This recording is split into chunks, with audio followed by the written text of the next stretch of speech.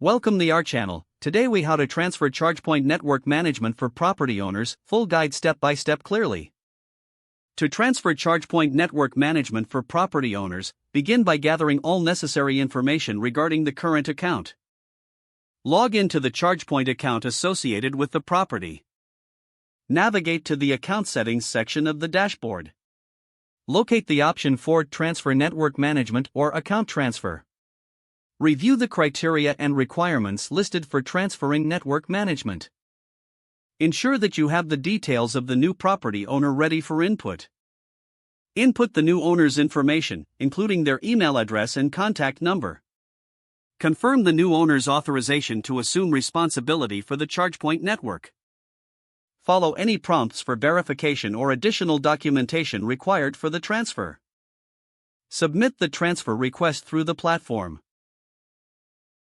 Monitor the email accounts for both the current and new property owners for any confirmation messages. Once confirmed, remind the new owner to log in to their ChargePoint account. Guide the new owner to review the network settings and make any necessary adjustments. Advise them to familiarize themselves with the ChargePoint dashboard and features. Conclude by ensuring a smooth transition by offering support and resources as needed. This process will help ensure that network management is effectively transferred without disruption. If the page does not load, refresh the browser or try again in a private or incognito window. Make sure you are using the correct email address, then retype it carefully to avoid small typos. If your password is not accepted, use the reset option and create a new strong password you can remember.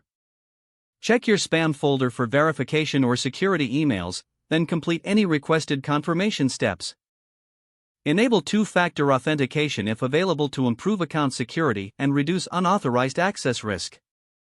After signing in, review your profile details so your contact information and settings are accurate and current.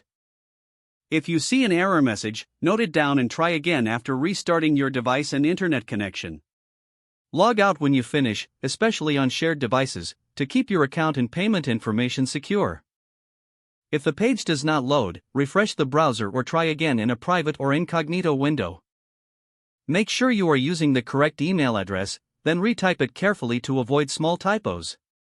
If your password is not accepted, use the reset option and create a new strong password you can remember. Check your spam folder for verification or security emails, then complete any requested confirmation steps. Enable two-factor authentication if available to improve account security and reduce unauthorized access risk. Don't forget to like this video and subscribe to our channel for more step-by-step tech guides.